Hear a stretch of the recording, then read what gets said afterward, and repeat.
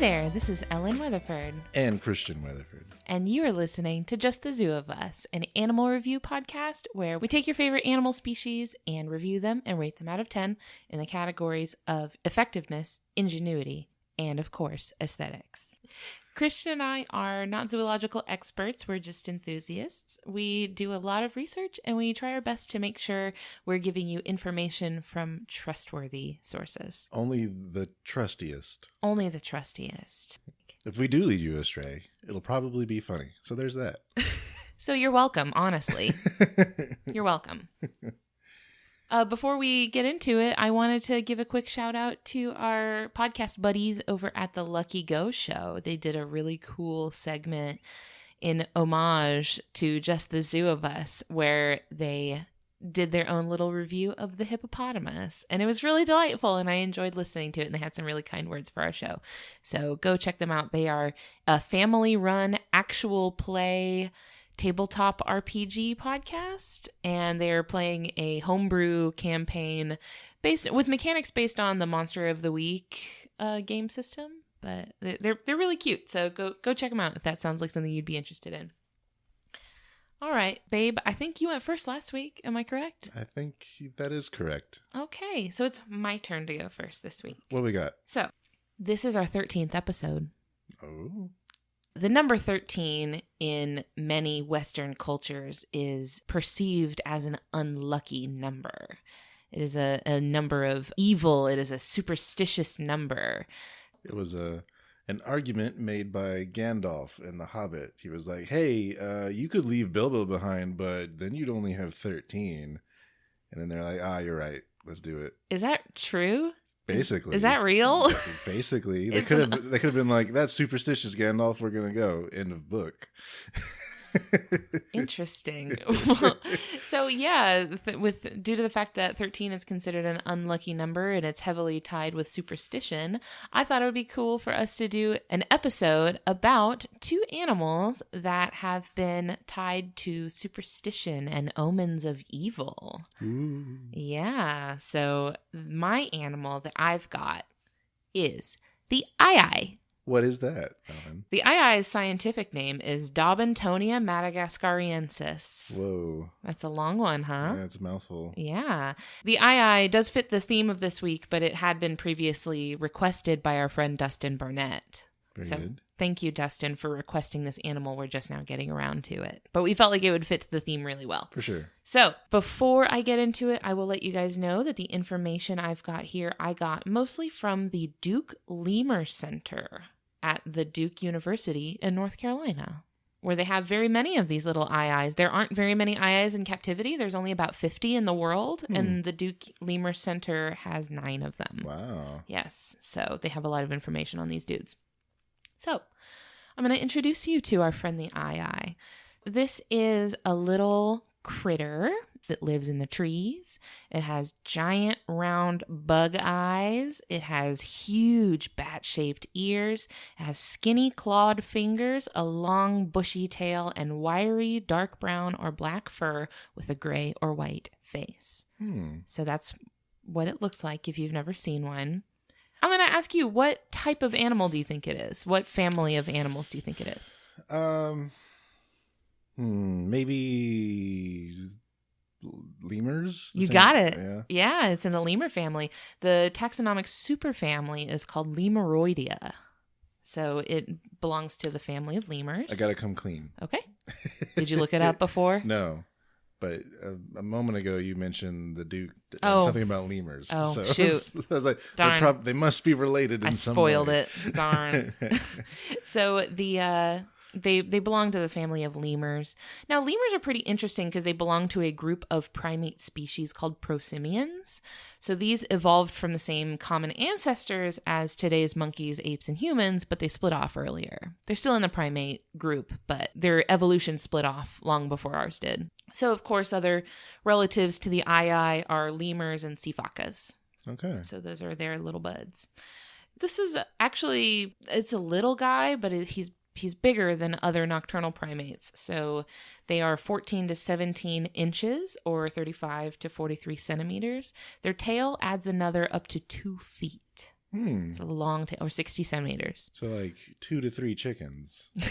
It's a couple chickens. Yeah, so you're going to find these in forests in Madagascar. And that's it. Just Madagascar. I'm going to start our rating with effectiveness, which we define as how good the animal is at doing the thing it's trying to do.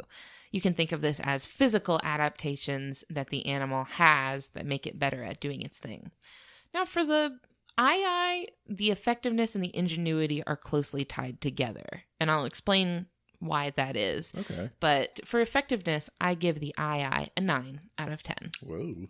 The eye is highly specialized to use a very unique hunting technique. And this technique is called percussive foraging. Percussive.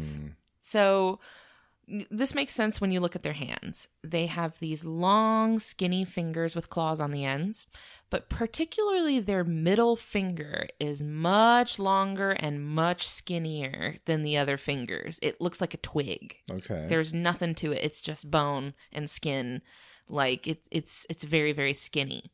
So the reason they have that finger like that, they use that finger to tap on branches. Okay. So as they're climbing through the trees and as they're navigating along the way, they're tap, tap, tap, tap, tapping on the branches, and they're holding their giant, enormous bat ear up to the branch. And they're listening very closely to the sound that the tapping makes on the branch. When they hear an echo, they know that the branch is hollow. So there are insects tunneling through that branch. This is like echolocation, basically. Right. They know that there are insects tunneling through the branch. So once they hear a spot where the branch is hollow, they use their really, really sharp teeth to rip away the bark and reveal the larvae that are inside. They eat the larvae of the bugs. Okay. And then they can use that same skinny tapping finger to kind of like a pipe cleaner to shimmy it down into the hole that the insects made in the branch and dig around. And then the hook-shaped claw at the end of the finger is used to scoop the larva out. I'm already imagining something very creepy in terms of what this thing looks like. It's horrifying, yes. Yes, it's very creepy. So it's because it does look very skeletal, right? Yeah. It's very creepy. So this hunting method of like tapping the wood and listening to it to listen to hear if there's bugs inside, this is actually another animal that uses this percussive hunting technique are woodpeckers. Okay. But there are no woodpeckers in Madagascar, so the eye doesn't have any competition there. Uh-huh. But that's really interesting to see that a bird and a primate evolved the same hunting tactic, even though there's none of them in that area. They don't share the same area, but they both kind of figured out the same method of finding insect larvae. So I know when woodpeckers do it, it's very loud. How loud is it when the eye does it? I've seen a video of it. It's not very loud. Okay, which I guess that makes sense that they have to put their head up against it with their ear. Yeah, they're listening very closely. Whereas with the woodpecker, it's just so loud. The woodpecker is just throwing its face at the tree over and over again. But so they're also using their fingers to feel the branch, to feel like the vibrations from the tapping. But their sense of hearing is very, very, very acute because their ears are so big. So they're mostly listening, but they're also feeling for vibrations in the branch. I guess that gives them a stealth type advantage, yeah? Because they can be searching for food and not really giving away their position. Yeah. There are some things in that area that will hunt them. There's like fossas and other predators around there that will prey on eyes, but it's not a huge threat to them. Okay. So they also use that creepy finger for scooping out fruit. They like to eat coconuts and mangoes and stuff like that. They're actually omnivorous. So they'll eat not only bug larvae, but they also eat fruits, nuts, nectar, stuff like that. They'll kind of eat, whatever they can get. So another thing that's really interesting about that creepy finger is that thermal imaging has shown that the eye's middle finger goes completely cold while they're not actively using it. Huh. So like on like a heat sensing video, that middle finger is black, like no heat, nothing, showing that blood is not flowing to the finger while they're not using it. So when they use it, when they're foraging, like when they're tapping and stuff, it warms up and it fills with blood. Huh. Yeah, so that kind of implies that blood flow can be deployed and throttled to that finger at will. People haven't really been able to figure out just quite yet whether it's like a mechanical thing because they curl their finger in when they're not using it, and kind of like how when you fold a hose, water doesn't flow through it. Like it could be that, or it could be that like the eye can control blood flow to it somehow, like by like constricting the arteries or something. I haven't really figured that part out yet, but it is interesting. So yeah, the eye kind of has this really, really neat tool built into their hand. So that's really cool. I thought that was neat. You know what they could also use it for? What? Picking their nose. I guess. So what I'm not crazy about with the eye, in other lemurs, they have a cute sort of like puppy shaped face. Theirs is like way too similar to human face. Theirs is like right in that uncanny valley. Their nose is not long enough to look like a cute lemur face. It's really unsettling. Don't worry. I'm going to circle back to that in the aesthetic section. We have some things to talk about there. So I wanted to wrap up effectiveness by talking about their teeth. So the incisors of the eye are pretty important for digging out their larval prey. So those teeth never stop growing. They grow continuously. They just grow and grow and grow. This is how rodents do. This is how rodent teeth will grow continually. So this actually caused eyes to be misclassified by some scientists as rodents for a while when they were first discovered. Actually, until pretty recently, like taxonomy for the eye has been a little bit up for debate. So that's my 9 out of 10 for effectiveness for the eye. Cool. It's pretty good. Like I said before, ingenuity is tied pretty closely with effectiveness here. I gave them an 8 out of 10 for ingenuity. And we define ingenuity at how clever the animal is at coming up with solutions to the problems it faces in its life. So I gave them an 8 out of 10 because I was like, they're not really using tools, but they've kind of made their own tool, and they're really good at that. Because it takes some cleverness to be able to figure out, oh, when I make this sound, if I listen, I can listen to the sound it makes back, and that'll tell me where my prey is. Right. So, you know, I felt like that was just really closely tied to the use of their tapping finger. And there have been some studies showing that they have the capacity to learn how to use tools. So they've been found to use like twigs and vines, but they kind of do it through trial and error. They don't naturally like seek out tools to use. Not a whole lot is known about their behavior in the wild because they're really rare and they're nocturnal, and there hasn't been a lot of research done on them in Madagascar. But in more recent years, more resources are starting to be dedicated to researching the eye. So we're starting to learn a little bit more about them. So that's my 8 out of 10 for ingenuity. They're very clever at using their tapping fingers to find their prey. And I think that itself requires some thinking power. Yeah. I thought that in itself warranted a pretty good ingenuity score. A pro strat, if you will. It's it's great.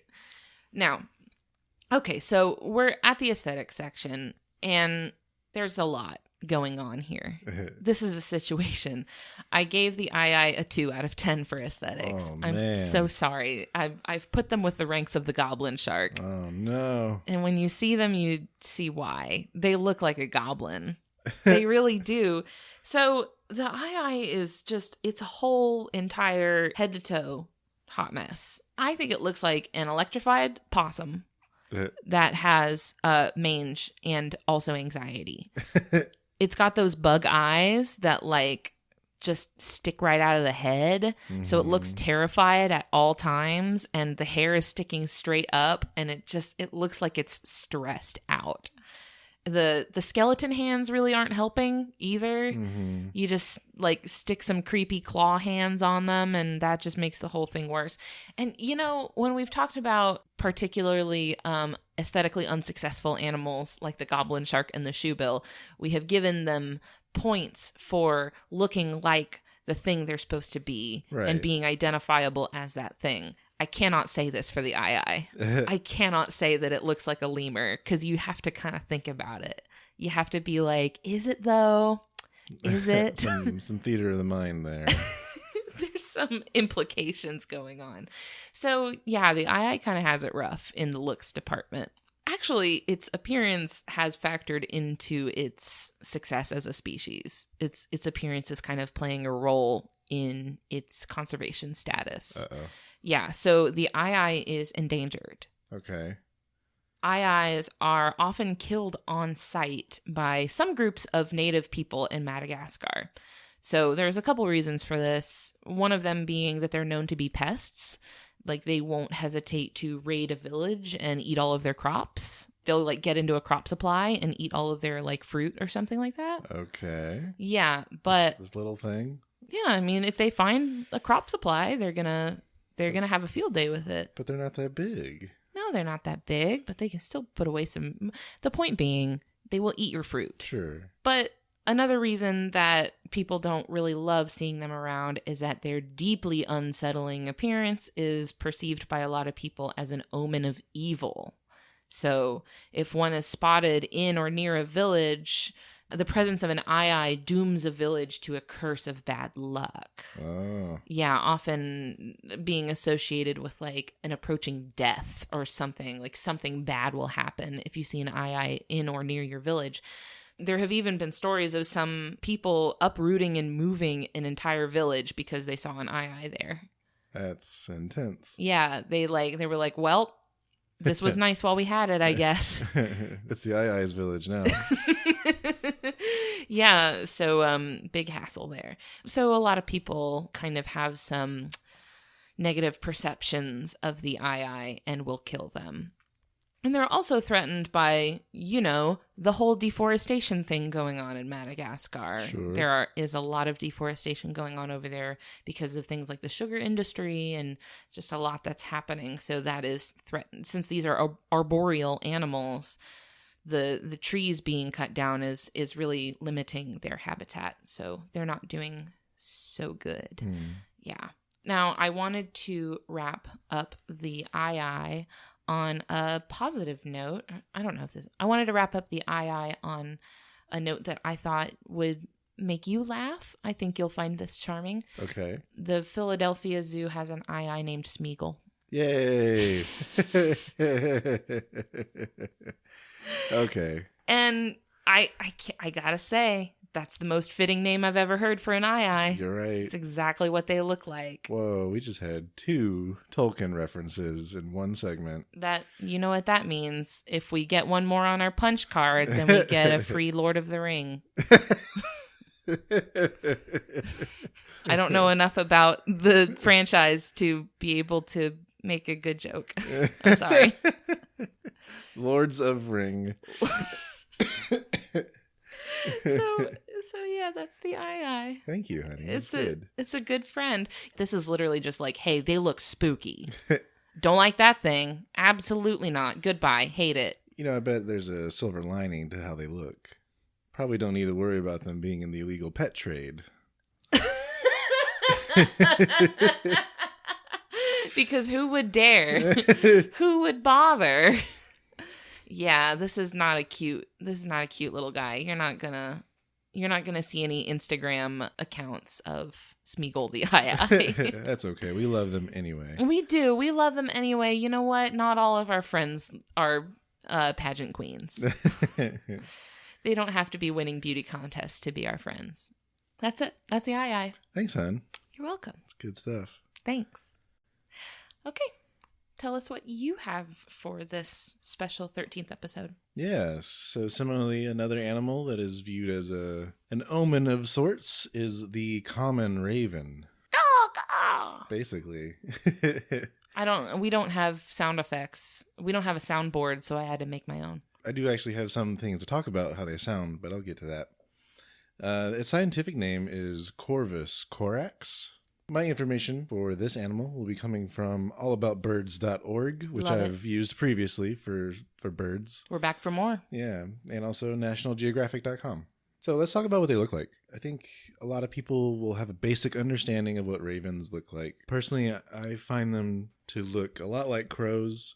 I would probably have a very hard time differentiating them unless I happen to see one of each next to each other. For the longest time, I thought crow and raven were synonymous. I thought it was just two words for the same animal. So they're actually relatives. They both belong to the taxonomic family Corvidae, related to crows, jays, and magpies. So, black feathered bird, right? They have this big beak. Some describe it as the shape of a Bowie knife. And lengthwise, they're 22.1 to 27.2 inches, which is 56 to 69 centimeters. That's a big bird. Yeah, they're pretty big. That's really big. Yeah, so that's one differentiator between them and crows, is that ravens are usually bigger than crows. Okay. Yeah. Weight, they are 24.3 to 57.3 ounces, or 689 to 1,625 grams. There has to be a better conversion of that. Kilograms? Sure. Yeah. So 0.6 kilograms to 1.6 kilograms. Thank you. We don't use the metric system often. I'm so sorry to all of our listeners and everywhere else in the world that's not here. Our bad. Wingspan, 45.7 to 46.5 inches, or 116 to 118 centimeters. Big wingspan. Big boy. So, like most birds, their wingspan is the biggest dimension on them in terms of length. Absolute unit. Right. So, the common raven, as the name might imply, are found in many, many places, specifically all across the northern hemisphere. A lot of the information I'll be talking about are those that are found in North America.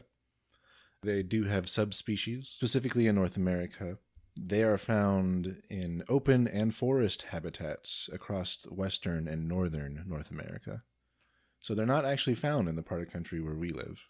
Yeah, I don't think I've seen one. Right. I've seen lots of crows. Yeah, for sure, for sure. And I guess for a lot of my life, I thought that ravens were the same thing as crows. So I thought I saw ravens all the time, but I didn't. Sure, I saw crows. Sure. First score, effectiveness. I'm giving the raven a 7 out of 10. Decent. So first of all, they are excellent flyers. Better flyers than crows. Suck at crows. Sorry, crows. Get stomped on. So they're known for their aerobatics. They do some pretty fancy dives and rolls in midair. Oh. They're actually known to pick things up, fly up with it, drop it, and then catch it as a way of like entertainment. Oh my gosh, they're having fun. Right. That's what I would do if I was a bird. And the next part that I wanted to give them most of their points for with effectiveness is that they'll pretty much eat anything. Oh? Yeah. So they're technically omnivores. They are known to eat carrion. So that's kind of what they're known for. But also small animals, eggs, insects, grains, berries, pet food, human food, and I guess wolf and sled dog dung. Ew. So you thought I was going to say they eat wolves. Yeah, I was. I know that this is an audio medium, and I'm really sad that our listeners couldn't see the look on my face that I was making as you progressed through that sentence. Why has no one talked about these birds that are eating wolves? That was an emotional roller coaster for me. But yeah, so they'll eat pretty much anything. Part of their reputation comes from the fact that they're associated with eating carrion. So this kind of builds into an association with death. Oh, okay. So people see them hanging around dead things, Yeah, and they're like, yeah. oh, it's a bad luck sign. Right, that's part of it. Next, I'd like to move on to ingenuity. I think I'll be giving them a full 10 out of 10 on ingenuity. Clean up, ravens. Yep. So ravens are extremely intelligent. I have 4 different things I found that they're pretty good at. All right. The first up is tool use. Very good. That's So- kind of the indicator, right? Right. There's a popular video I think that goes around on YouTube and Facebook sometimes that shows ravens, getting a treat out of a device of some sort. So basically, it's a device where they have to use a special tool and it releases their favorite treat. So they've been shown to be able to do that. They're real good at it, too. Yeah. So that device, the specifics of that device is different depending on the study, but basically they can use a special tool to release their favorite treat and eat it. Next up is they're able to plan for the future. Really? Right. So kind of going back to that special tool release mechanism, if they're offered to pick from a collection of things, And one of those things is the special tool, but you're not offering the device with the treat at the same time. They will still pick that special tool. Oh, because they know they'll need it later. Yes. What? So yeah. It's a surprise tool that'll help us later. Get my snack later. This works even up to the delay between presentation of the tool and presentation of the treat box, where that delay has gone up to 17 hours. What? That's Right. like the next day. It's intense, right? Yeah, they're like, oh, I'll need this later. Oh my gosh, the Raven is me playing every video game, and I come across literally any item that's not that I haven't found before, and I stockpile 46 of them. No, I'm definitely gonna need this healing potion later. I definitely can't use it now. So the next thing is bartering. What? So they can be taught the concept of bartering. So specifically, they can be taught to exchange a token of some sort for their favorite treat. They have an economy? Well, it's between a human, They right? have economics. So like a human can teach them like, hey, if you give me this token, I'll give you your favorite treat. Sure. Huh. Right? They've learned finance. And then the last one is delayed gratification. So this is something a lot of people have a problem with, myself included. If given two choices of an inferior treat that they can have right now, or they can pick the token that they know they can trade later for their favorite treat, they will almost always pick that token. Oh my gosh. Because they know, like, that's better. This is more, it's like they're thinking in their head about value. Right. Like the value of things. It's like this crappy treat is not worth that much to me, but this token is worth very much to me. Now, the article did say that this particular one is a little open to interpretation, because it could be just that the Raven more closely associates the token to food than it does the inferior treat. Yeah, but the inferior treat is like food Yeah, right now. Like, I don't know. you would I don't know, expect them man. to just go straight for the food that they don't have to do anything for, right? That's true. That's true. They But- could just be picky. Yeah, it's just like it just seems to me more like it's a comprehension of value and like things having more or less value than other things. Right, right. And then another thing that might go into the ingenuity category is that they have the ability to mimic other birds and animals, but also human speech. I couldn't find any support for them being able to actually speak. It seems to just be a mimic type situation. But still interesting. They can mimic the calls of other birds and animals, sometimes just for fun. They seem like they have a lot of personality. They seem like they like to do things their way. Yeah, They yeah. seem like they really just like to have a good time. And so it's usually in captivity that they can mimic human speech. I found one particular video where a raven was taught to mimic the phrase "nevermore." Of course it was. Right. So being a reference to Edgar Allan Poe. Mm-hmm. I'm sure that is deeply unsettling to watch. It is very weird, and they're pretty good at it too. Yeah, that's the creepy bit, right? Yeah. So while we're on the topic, the way they sound is a little different from crows. They do still have a caw, but the raven sound is more musical. It's doing more with the pitch and tone. Huh. And it kind of sounds, how do I describe it? Gargly, I guess. They have ability to make these funny clicks and... Like a gravelly, maybe like it's interesting. coarse? Maybe we can put in a little Raspy? sample. Is raspy the right word? No, not really. We can listen to it later. Maybe Sure. we can put in a sound bit. We'll try to do that without getting sued. Maybe. So yeah, 10 out of 10 for ingenuity. And lastly, aesthetics. I'm giving it a 7 out of 10. Oh, It's pretty good, I think. that's good. Yeah. I don't know. Maybe that's just... So again, completely arbitrary I here. know. I just very much like these birds. They're sleek and black, Mhm. right? So their entire color palette is black, unless you happen to find an albino raven. But the color is actually a little iridescent. Yeah. So if you happen to see one in direct sunlight, it can kind of take on a purplish, bluish hue. It's so cool. Yeah, Although it does kind of look oily. It gives them like an oily look, right? it's true. Looks That's like true. oil. Yep. And like I mentioned earlier, it would be hard for me, at least, to differentiate them from crows. But maybe that's just because I've never seen a raven in real life. I don't know. Their hatchlings have been described as grotesque gargoyles. Get dunked on. That's so rude. Messy. So shots fired, but also still a reference to the whole gothic theme, right? Yeah, this is what you think of when you think of like a gothic aesthetic animal. Yeah. So some fun facts and some not so fun facts. Their conservation status is of least concern. Great. Which makes sense. They're found over a huge swath of the planet. And they seem pretty adaptable, too. Yeah. They're pretty good at, making the most of whatever situation they're in. So it turns out there is a reason why they are not in the part of the country where we're at, which is, the southeast of the United States. And this is because as eastern forests were cut down in the 19th and 20th centuries, ravens disappeared from most of eastern North America. But they are beginning to return now that the forest cover regenerates in the northeast, at least. So still not anywhere near us, but further up northeast, they're starting to return. Man, we don't get any of the good stuff. Don't get puffins. We don't get puffins.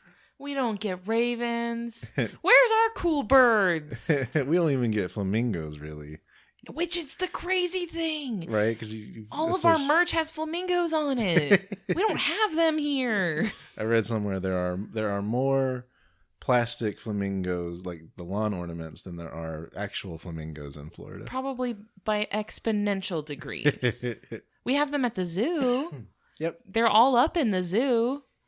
Yeah. But anyway, different animal. I'm just expressing my feelings. Do it. So kind of going back to our whole theme, right, where the unluckiness, the superstition, since the common raven is found in so much of the world, they are referenced in many, many cultures and religions. A lot of them have kind of similar motifs, though. It's usually an association with death because of being carrion, eating birds. Sure. But also of omens, usually ill omens, but omens in general. Yeah. I think that comes from the way they sound and their ability to mimic. They're just generally spooky. Right. They're just generally, they have a spooky kind of vibe to them. Yep. It's a spooky bird. So, I mean, obviously Edgar Allan Poe, he found them at least mildly disturbing Well, I mean, he was kind of into that whole scene, though. That was kind of his vibe. That whole... What if he wasn't? He was just the whole like... goth aesthetic was kind of his thing. What if he wasn't really into it? He was just like, this is the stuff that scares me. And then people were like, yeah, this is awesome. It's like, no, please. No, this is scary. What if he was like a real softie at heart? Like... So like I said, lots and lots of references out there, too much to really pick from. So I just chose one really short Aesop fable. Oh. Did I pronounce that right? Sure. Titled The Crow and the Raven. The Crow and the Raven. Yes. This would have blown my mind if you had told this to me before I knew that they were different animals. Right. So it goes, the crow was jealous of the raven, whose cry was taken as an omen. Crow tried to mimic the raven, but travelers saw through the ploy and ignored the crow. That's it. End of story? Usually like Aesop's fables have like some sort of moral of the story or message to them, but this is just, hey, crow wishes it could. I think the moral here is to not try to be something that you aren't. I guess. It's really just dunking on crows. The moral of the story is crow sucks, raven's great. Don't be a crow. Oh man, that's rough. Yep. And then obviously, I think the most recent reference to ravens, of course, is Game of Thrones. Oh, I thought you were going to say Raven Simone from That's So Raven. Not quite. Or Raven from Teen Titans. Oh, yeah, her too. Right? Yeah. Oh, yeah, well, the three-eyed raven. Right. Yeah. But also they use ravens as messengers in the... Oh, yeah. Do they? Yeah. When they're like... Send a raven. Send a raven. Yeah. Winter's coming. Winter's coming. There you go. HBO, please don't sue us. HBO, I don't want it. Oh, man. So, those three scores. Effectiveness for 7 out of 10. Ingenuity, 10 out of 10. aesthetic 7 out of 10. That all comes to an overall of an even 8 out of 10. That's a good one. It's a good bird. It's a good bird. Good bird. Yeah. I do hope to see them in person someday. I would love to. They seem very spirited. They seem like they have a lot of good personality. Yeah. Very sweet. And I do recommend folks to maybe check out some videos of ravens. They're funny little dudes. I think on some level they're being funny on purpose. Maybe. Good animal. Good job, darling. Thanks, honey. You're welcome. All right. Well, thank you, everybody, for spending your time listening to our show. We would really like to thank everybody who's been recommending our show to your friends. We've been seeing a lot of growth over the last couple of weeks, and we're really excited about that. It's been great. It's been so thrilling. So, keep it up. Keep letting your friends know about us. We really appreciate it. We have some plans to do some things to give back to our listeners in the future, so stay tuned for updates on that. If you liked what you heard and you want to be our friend, you can connect with us on our Facebook page. We're also on Twitter and Instagram. So all you have to do is search the title of the show and you will find us. Yes. If you have an animal species that you want us to review, you can submit those to us either via Facebook message, or I guess Twitter or Instagram works fine too. Just send us a message on social media, or you can email them to us at thezooofus@gmail.com. A transcript of this episode will be made available for your use at justthezooofus.home.blog. So if you use transcripts, check those out. Those will be up and available for you. And just our last thing, I would like to wrap up by thanking Louis Zong for the use of his delightful track Adventuring off of his album B-Sides.